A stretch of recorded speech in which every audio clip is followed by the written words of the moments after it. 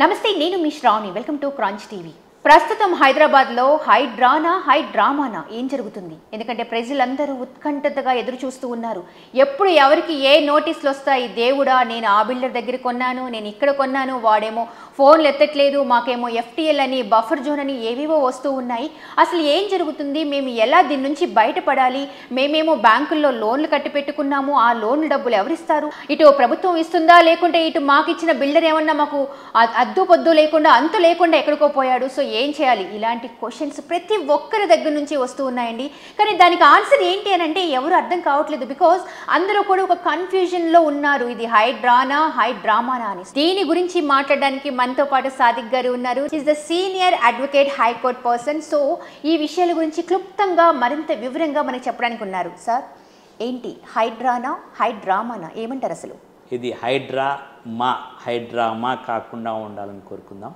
అయితే హైడ్రా ఎప్పుడైతే ఏర్పాటు చేశారో దీన్ని ఎప్పుడైతే రంగనాథ్తో రాష్ట్ర ప్రభుత్వం కొంత వాళ్ళకి కొన్ని ఎక్స్పెక్టేషన్స్తో వాళ్ళని ఎప్పుడైతే పెట్టారో అప్పుడు చెరువులు నాలాలు ఇవి ఎప్పుడైతే చూసారో వాళ్ళు ఒకటి అనుకుంటున్నారు ఏ జలాశయాలైతే మనకు నీటి కొరకు ఏ జలాశయాలను మనము తాగునీటి కొరకు ఏ జలాశయాలను మనము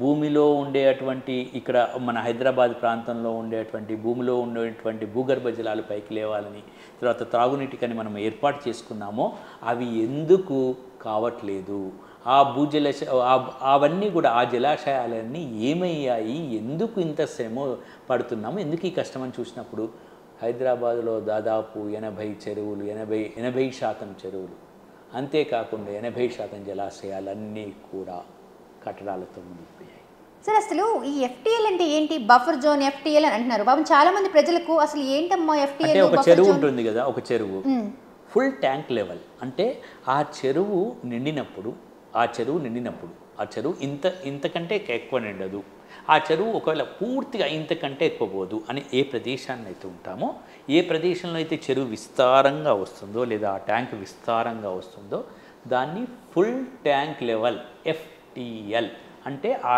చెరువు యొక్క పూర్తిగా సామర్థ్యము ఇంతవరకు ఉంటుంది ఈ పక్కల వరకు ఉంటుందని చెప్పేది ఎఫ్టీఎల్ లేదా ఈ చెరువుకు ఇంకో కుంటకు ఒక గొలుసు కట్టలాగా ఉండేది ఈ రెండింటికి మధ్య ఉండేటువంటి ఒక పరివాహక ప్రాంతంలాగా వాటి నుంచి నీరుని ఇటు తీసుకుని వచ్చే విధంగా ఉండేదాన్ని బఫర్ జోన్ అంటారు అయితే ఆ బఫర్ జోన్ కానివ్వండి ఈ ఎఫ్టీఎల్ కానివ్వండి బఫర్ జోన్ చాలా దూరంగా ఎఫ్టీఎల్కి ఉంటుంది ఫుల్ ట్యాంక్ లెవెల్కి కానీ ఫుల్ ట్యాంక్ లెవెల్సే లేవు ఈరోజు ఫుల్ ట్యాంక్ లెవెల్ అంటే ఏ ఫుల్ ట్యాంక్ లెవెల్ అయితే ఈ చెరువు విస్తారంగా ఎక్కడి వరకు పోతుందో అసలు చెరువే లేకుండా చేశారు ఈ కట్టడాలతో అంటే సార్ ఫర్ ఎగ్జాంపుల్ ఒక స్మాల్ థింగ్ ఇప్పుడు జనరల్గా మీరు అనుకున్నట్టుగా ఇది ఒక చెరువు ఇక్కడ మొత్తంగా కొన్ని బిల్డింగ్స్ కట్టారు ఇప్పుడు మీరు ఎఫ్టీఎల్ అంటే ఏది చూపించారు ఇప్పుడు ఇదంతా కూడా చెరువు అనుకుందాము ఇక్కడ వరకు చెరువు వస్తుంది ఎంత నిండినా కూడా ఇక్కడ వరకు వస్తుంది దీన్ని ఫుల్ ట్యాంక్ లెవెల్ అంటాం ఇది కూడా ఈ చెరువు దీన్ని ఫుల్ ట్యాంక్ లెవెల్ అంటాం దీని తర్వాత అది పక్కన తర్వాత బఫర్ జోన్ ఇంకా మన జోన్స్ అని చెప్పి దీంట్లోనే వాళ్ళు ఏం చేశారంటే ఇది మొత్తం నిండేటట్టు ఉండాలి కానీ ఇదంతా కూడా కట్టేసి ఈ సెల్లు ఇక్కడ ఉండే అంత గింత ప్రదేశం మాత్రమే వదిలిపెట్టేస్తే ఇది చిన్న కుంట ఇంత పెద్ద చిన్న కుంటలుగా మారిపోయి నీరు వచ్చినప్పుడు పరివాహక ప్రాంతాల్లో నుంచి నీరు వచ్చి లోపలికి పడేటట్టు ఎక్కడి నుంచి వచ్చే వాటర్ అంతా కూడా ఆగిపోయి ఆ వాటరు ఎక్కడ పడితే అక్కడికి విస్తారంగా వ్యాప్తి చెందడం వల్ల చిన్న చినుకు పడితే చాలు హైదరాబాద్ సముద్రం అయిపోతుంది ఎందుకు వేరే చోట్ల ఇంత సముద్రం కాదు ఒక అర్ధగంట పడితే చాలు ట్రాఫిక్ ఆగిపోతుంది ఒక 10 నిమిషాలు చినుకులు పడితే చాలు మొత్తం ట్రాఫిక్ ఆగిపోవడం రోడ్ల మీద నీరు దీనికి కారణం జలాశయాలు ఏవైతే ఉన్నాయో లేక్స్ ఎక్కడైతే ఉన్నాయో ఎక్కడైతే చెరువులు ఉన్నాయో ఎక్కడైతే కుంటలు ఉన్నాయో అతి దరిద్రంగా అందరూ కూడా ఆక్రమించేసుకొని పెద్ద టవర్స్ కట్టేశారు అప్పుడు కట్టేసినప్పుడు అనుమతులు కూడా మరి అధికారులు ఎలా ఇచ్చారో తెలియదు ఒక నీచమైనటువంటి ఒక సంస్కృతిలో భవనాలను కట్టడము ఆ భవనాల్లో ఉన్నవారు లేని వాళ్ళు అందరూ కూడా పోయి ఉనుక్కోవడం వల్ల ఈరోజు పెద్ద సమస్య వచ్చి పడింది ఇప్పుడు ఏం జరుగుతుంది ఈ హైడ్రాలో ఇప్పుడు ఎవరికైతే ఎఫ్టీఎల్లో ఉన్నారో వాళ్ళందరికీ నోటీసులు ఇస్తున్నారు అవసరమైతే సుప్రీంకోర్టు డైరెక్షన్స్ ఉన్నాయి సుప్రీంకోర్టు ఏం చెప్పింది పర్యావరణానికి ప్రకృతికి ఈ లేక్స్కి అంటే జలాశయాలకి తర్వాత చెరువులకి ఆటంకం కలిగించే కట్టడాలను నిర్మూలించండి అని చెప్పింది. తీసేయండి. అక్కడ ఎవరున్నారు, పైసలు ఉన్న వాళ్ళు ఉన్నారా, పైసలు లేని వాళ్ళు ఉన్నారా, ఎవరు ఏమిటి అని ఆలోచన చేయాల్సిన అవసరం లేదు. ఇది మనల్ని రక్షించుకోవడం కోసం, మన మన మనుష్య జాతి అంటే మనందరి యొక్క మరి ఎగ్జిస్టెన్స్ కొరకు, సర్వైవల్ కొరకు తప్పనిసరిగా మనం ప్రకృతిని రక్షించుకోవాలి. కాబట్టి ప్రకృతి లేకపోతే మనం లేం. కాబట్టి తీసేయమని చాలా ఖచ్చితంగా. హైడ్రాకి ఇది ఒక పెద్ద సమస్య కాకపోవచ్చు. హైడ్రా కొనసాగించుకోవాలంటే అన్నీ కూడా జరుగుతాయి. కాకపోతే అక్కడక్కడ భూముల్లో కొంతమంది నిరుపేదలు ఉండొచ్చు, కొంతమంది మధ్యతరగతి ప్రజలు ఉండొచ్చు. వాళ్ళకి పునరావాసం కల్పించాలి. వాళ్ళకి ప్రభుత్వం ఏదో ఒక ఆసరా ఇవ్వాలి. అంతేకాకుండా విద్యాలయాలు వచ్చాయి, ఇంజనీరింగ్ కాలేజీలు రావడం, వీళ్ళని ఖచ్చితంగా ఉక్కుపాదం కింద మోపాల్సిందే. వీళ్ళ మీద ఉక్కుపాదం మోపి ఈ కాలేజీలో ఎవరైనా సరే, అది ఎంఐఎం అయితేనేం, అది టీడీపీనైతేనేం, అది బీఆర్ఎస్ అయితేనేం, ప్రకృతిని మనం పరిరక్షించాలనుకున్నప్పుడు హైడ్రా చేస్తున్న అడుగులను మనం ప్రశంసించాల్సిందే. కానీ ఒక సమస్య మనకుంది, కొనసాగుతుంది. ఎందుకంటే అప్పుడు బీఆర్ఎస్ ప్రభుత్వం ఇట్లాగే కొద్దిగా మొదలుపెట్టేసి ఆరంభ శూరత్వం చూపించింది. ఏదో 4 కొట్టేసి ఇంకేదో చేస్తామని. మరి డబ్బుల మూటలు ఎన్ని వచ్చాయో తెలియదు. మళ్ళీ డబ్బుల మూటల గురించి కూడా ఈ హైడ్రా వెలిసిందా అనేది ఒక సమస్య ఉంది. అట్లా కాకుండా హైడ్రాను కొనసాగించి ప్రభుత్వం ప్రజల విశ్వాసాన్ని చూరగొనాలి. అది చాలా ముఖ్యం. అంటే బీఆర్ఎస్ అధికార పక్షం కాబట్టి కాంగ్రెస్ కక్షపూరితంగా ప్రతిపక్షాన్ని అంటే టార్గెట్ చేసుకుని ఈ పని చేస్తుంది అని చెప్పేసి బాగా వార్తలు వస్తున్నాయి. అంటే ఈ 10 సంవత్సరాల్లో వాళ్ళు భూమిని కాజేసిండ్రు, 10 సంవత్సరాల్లో భూమికి సంబంధించిన మాఫియాలు పెరిగిపోయాయి అనేది ఒక సమస్య వచ్చింది. అంతేకాకుండా ఇష్టం వచ్చినప్పుడు ఇప్పుడు కొన్ని పార్టీలు, రాజకీయ పార్టీలు ఏం చేస్తాయంటే ఏ రాజకీయతోటే ఉంటారు. కొన్ని రాజకీయ పార్టీలు అదేతో కానీ గమ్మత్ అనిపిస్తుంది. ఎట్లా ఉంటారంటే ఏ రాజకీయ పార్టీ అధికారులు ఉంటే వాళ్ళతోటే ఉండి వాళ్ళు పబ్బం గడుపుకోవడానికి కావచ్చు. ఇక్కడ ఎంఐఎం అనే సమస్య లేదు, టీఆర్ఎస్ సమస్య లేదు, బీఆర్ఎస్ సమస్య లేదు. ప్రజా సంక్షేమం, ఎవరైనా ఎఫ్టీఎల్లో ఉన్నారనుకోండి కొట్టేమని సుప్రీంకోర్టు చెప్పేస్తుంది. కాబట్టి దాన్ని చేయాలి తప్ప ఇక్కడ అక్కడ జరగడానికి ఏంటంటే కారణాలు గత ప్రభుత్వాలు, గత పాలకులు అంటే ఏంటంటే ఈ పాపం అంతా తలా పాపం తిలా పిడికడు అన్నట్టు, తలా పాపం తిలా పిడికడు అన్నట్టు అందరి పిడికలు ఉన్నాయి. ప్రతి ఒక్క రాజకీయ నాయకుడు దీంట్లో ఏలు పెట్టారు, కాలు పెట్టారు. కాబట్టి ఖచ్చితంగా మేము రాజకీయ నాయకులతో సంబంధం లేదు, మేము రాజకీయాలతో మాట్లాడతలేదు. ఎఫ్టీఎల్లో బఫర్ జోన్లో ఉన్న వాళ్ళని తీసేయాలనేది హైడ్రా యొక్క ఉద్దేశం. అది ఖచ్చితంగా అంటే ఇప్పుడు మీరు చెప్పిన దాని ప్రకారంగా ఇప్పుడు ఇక్కడ మనం పెట్టిన దాని ప్రకారంగా ఇది మాత్రమే చెరువు ఉంది, మిగతాదంతా ఆల్మోస్ట్ అంతా పెట్టేస్తున్నారు. దాంట్లో చిన్న పెద్ద హై లెవెల్ బిగ్ షాట్స్ అందరూ ఉన్నారు. సో మీరు చెప్పిన దాని ప్రకారంగా ఇప్పుడు ఇక్కడ నుంచి మనం సాధిస్తున్నాం అంటే ఈ చెరువుని, ఈ దగ్గరలో ఉన్న వాళ్ళని మనం ట్రై చేయించండి. దీనికి ఈ లెవెల్లో మనకు ఒక ప్రెషర్ ఉంది. అలాంటిది మీరు చెప్పిన ఈ లెవెల్కి రావాలి అని అంటే ఆల్మోస్ట్ ఇదంతా తీయాలి. మరి ఇది సాధ్యం అవుతుంది అంటారా?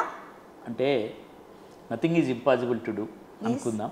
కాకపోతే గట్టి సంకల్పం. ఇప్పుడు ఎవరైనా ఏం చెప్తారంటే ప్రజాస్వామ్యంలో పొలిటికల్ విల్, గట్టి సంకల్పం, ఇక తీసేయాలి అని అది రేవంత్ రెడ్డి దగ్గర గట్టి సంకల్పం అయితే కనిపిస్తుంది.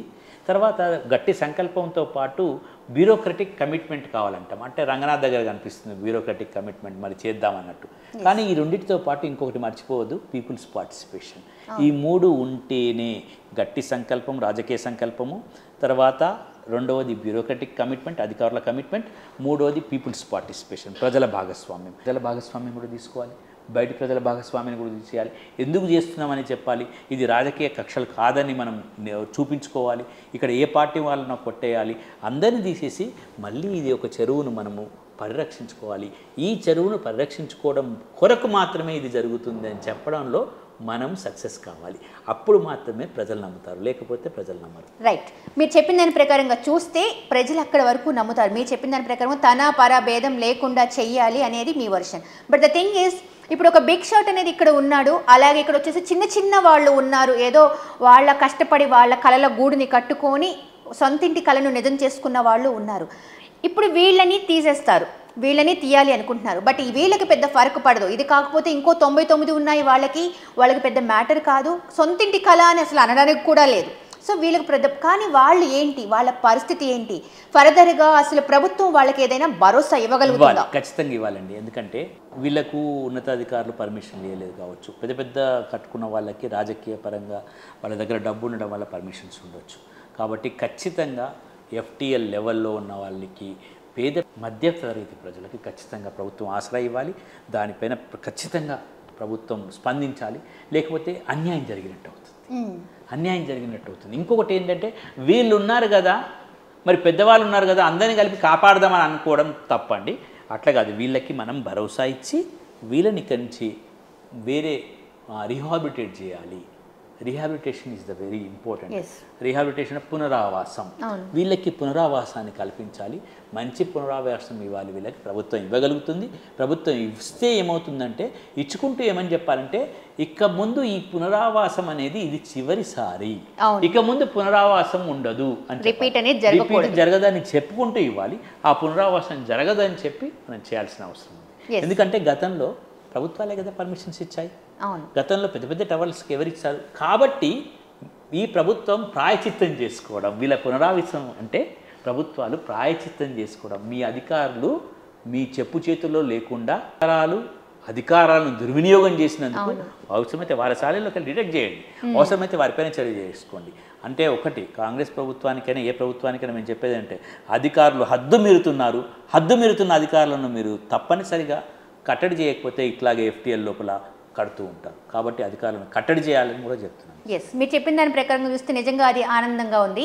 అంటే ప్రజలు కూడా ఒక విధంగా ఒక్కొక్క చిన్న ఊరట కలుగుతుంది. ఆ విధంగా ఖచ్చితంగా జరగాలి. మిగతా విపక్ష పార్టీలన్నీ కూడా దీన్ని విమర్శించే బదులు వాళ్ళకి ఏ విధంగా పునరావాసం కల్పించాలి. సిపిఎం, సిపిఐ, మిగతా రాజకీయ పార్టీలన్నీ కూడా, బీఆర్ఎస్, వాళ్ళ పునరావాసం గురించి మాట్లాడండి.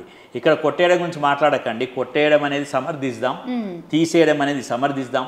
చెరువులను కాపాడుకుందాం, ప్రకృతిని కాపాడుకుందాం, జలాశయాలను నింపుకుందాం, మళ్ళీ మన భాగ్యనగరాన్ని, మన హైదరాబాద్ను మళ్ళీ తీర్చిదిద్దుకుందాం అనే నినాదంతో మనం ముందుకు వెళ్దాం. కానీ ఇక్కడ ఏదో రాజకీయం చేస్తున్నాం, వాళ్ళకో పేరు వస్తుంది, వీళ్ళకో పేరు వస్తుందని కాకుండా పునరావాస కార్యక్రమం మీద మనం దృష్టి పెడదాం. ఇక్కడ పునరావాసం కార్యక్రమం జరగాలని మనం అందరం కోరుకుందాం. అది నిర్మాణాత్మకమైన ప్రతిపక్షం అంటే అది. Right sir. అయితే ఇక్కడ ఇంకొక పాయింట్ ఏంటంటే, ఇప్పుడు వాళ్ళంటే కోర్టు వరకు వెళ్ళలేరు, అయ్యో మాది పోతుంది అని చెప్పేసి అంత ఖర్చులు పెట్టుకోలేరు వాళ్ళు ఉన్న ఆ స్టేజ్కి. బట్ ఇక్కడ ఉన్న బిగ్ షాట్లు మాత్రం ఖచ్చితంగా మేము ఈ కోర్టు ఆ కోర్టు ఒక లెవెల్కి వెళ్తూనే ఉంటారు, ఎందుకంటే వాళ్ళని పడాలి అని అనుకోరు.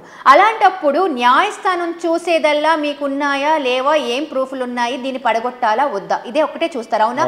యాజ్ పర్ మీ లా ప్రకారం ఇంకా మీకు బాగా తెలుస్తుంది. అలాంటప్పుడు వీళ్ళ దగ్గర అన్ని పేపర్స్ ఉన్నాయి అంటే వీళ్ళని ఉంచేస్తారు. మరి అప్పుడు ఏంటి పరిస్థితి? ఖచ్చితంగా న్యాయస్థానంలో కూడా రాష్ట్ర ప్రభుత్వం గట్టి కావాలి. అవన్నీ కూడా గత ప్రభుత్వమో లేకపోతే అధికారులు చేసిన తప్పులుగా ఒప్పుకోవాలి. అవి తప్పు జరిగిందని న్యాయస్థానానికి చెప్పగలగాలి. అవి తప్పులుగా అధికారులు చేశారు, వాళ్ళ మీద కూడా చర్యలు ప్రారంభిస్తున్నామని న్యాయస్థానానికి చెప్పుకొని అవి తప్పుడు అని చెప్పి ఖచ్చితంగా ఈ కార్యక్రమాన్ని ముందుకు తీసుకెళ్ళాలి. లేకపోతే ఒక ముఖ్యమైన విషయం, వాళ్ళే బ్లేమ్ అయిపోతారు. అవును, వాళ్ళే ఆ రోజుల్లో తీసుకొచ్చేది మేమే, చచ్చేది మేమే, తెచ్చేది మేమే అన్నారు. ఇప్పుడు కూడా అదే సంఘటనలో మీరు మిగిలిపోతారు. ఇప్పుడు హైడ్రాను కనుక కొనసాగించకపోతే, మీరు కొనసాగించి చివరి వరకు తీసుకుపోకపోతే మీరు చచ్చేది మీరే అవుతారు. రైట్. ఇంకోటి ఏంటంటే, ఇప్పుడు మీరు చెప్పినట్టుగా సాగించాలి అని అంటున్నారు, కొనసాగించాలి, వీళ్ళు ఏదైతే బిగ్ షాట్ ఉందో వాళ్ళని చేయాలి అని అంటున్నారు. ఇఫ్ ఇన్ కేస్ ఒకవేళ వాళ్ళు చేస్తే బాగుంది, మీరు అన్నట్టుగా చేస్తే రియల్లీ గుడ్ అనిపిస్తుంది. ఒకవేళ చెయ్యలేకపోయిన పక్షంలో అసలు ఏం జరుగుతుంది? చేయలేని పక్షంలో ప్రజలు ప్రభుత్వం మీద విశ్వాసాన్ని కోల్పోతారు. ఎన్ని కట్టలు వాళ్ళకు ముట్టాయో మళ్ళీ బిగ్ షాట్స్ అన్నీ కలిసి, లేదా మళ్ళీ పర్యావరణానికి వ్యతిరేకంగా చెరువులను మళ్ళీ ముంచే కార్యక్రమాన్ని ఒకటి తీసుకున్నారనుకుంటారు. అప్పుడు ఇంకా బరిదెగించి ఉన్న చెరువులు కాదు కదా, ఉన్న జలాశయాలు కాదు కదా, హైదరాబాదులో మారుతుంది. చిన్న చినుకుబడిన హైదరాబాద్ జలాశయం అయిపోతుంది. హైదరాబాదులో బ్రతకడం కష్టమైనప్పుడు మీరు ఒకసారి ఆలోచన చేయాలి. మన తెలంగాణలో హైదరాబాద్ లేకపోతే అది ఎవరైనా సరే ఇప్పుడు చేయదగినటువంటి పని చేయాలి, లేకపోతే ప్రజా ఉద్యమాలు వస్తాయి, మళ్ళీ ప్రజలు ఆలోచన మొదలుపెడతారు. అంటే దీని మీద ఎవరైతే అధికారికంగా ముందు ఇస్తూగా ఇచ్చారో, అధికార ప్రకటన చేసి వాళ్ళకి అన్ని ఓకే ఇది క్లియర్ అని చెప్పిచ్చారో, ఆ అధికారుల మీద ఏదైనా చర్య తీసుకుంటారా? ఖచ్చితంగా తీసుకోవాలి. చర్యలు ప్రారంభమైనట్టు మనకు పత్రికల్లో వార్తలు వస్తున్నాయి, ప్రకటించారు. ఇది మంచి పరిణామం. ఈ పరిణామాన్ని కొనసాగించండి. ఈ పరిణామంలో ప్రజల భాగస్వామ్యం ఉంటుంది. ప్రజలు ఎప్పుడూ కూడా మంచి చేసే వాళ్ళ వెంట ఉంటారు. కానీ మీరు ముందుకెళ్ళాలి గట్టి సంకల్పం లేకపోతే మాత్రం ఖచ్చితంగా ప్రజలు మళ్ళీ మీ వెంటబడి పని చేయించాం. Right, thank you sir. చూసారు కదా, ఒకటే సింపుల్ అండి. హైడ్రా అనేది హైడ్రానా హైడ్రామా అనే క్వశ్చన్ ఒకటి పక్కకు పెట్టేస్తే, ఒకవేళ ఇది మంచికి అంటే పూర్వ వైభవం, మన మహానగరం భాగ్యనగరం అనే హైదరాబాదు పూర్వ వైభవంతో మళ్ళీ మనకి తిరిగి కావాలి. ఎందుకంటే ఇప్పుడు ఉన్న ప్రకృతి విపత్తులు మనం చూస్తూనే ఉన్నాం. డే బై డే మన పిల్లలకి ఆ పిల్లలకి ఇలాంటి ఒక వాతావరణం ఇవ్వకుండా, అరే చెరువులంట అలా ఉండేయంట అని చెప్పుకొని పుస్తకాల్లో చదువుకునే పరిస్థితి రాకూడదు అనే విధానం కోసమే ఈ హైడ్రా అనేది నడుస్తుంది అంటున్నారు. బట్ ఇది నిజంగా చిత్తశుద్ధితో చేయగలిగితే ఖచ్చితంగా మనం అనుకున్న ఆ భాగ్యనగరం మళ్ళీ రూపుదిద్దుకుంటుంది. ఒకవేళ చేయలేకపోతే మాత్రం ప్రజలు ఖచ్చితంగా ఎదురు తిరుగుతారు, దాడులు జరుగుతాయి అని చెప్పేసి ప్రభుత్వానికి ఇది ఒక హెచ్చరిక అనుకుంటున్నారా, లేకుంటే ప్రభుత్వానికి ఇది ఒక పిలుపుని, అంటే మేము మీతో ఉన్నాము అని చెప్పేసి అనుకుంటున్నారు? ఏదేమైనా ముందు మనం చూడాల్సిందే. Thank you so much.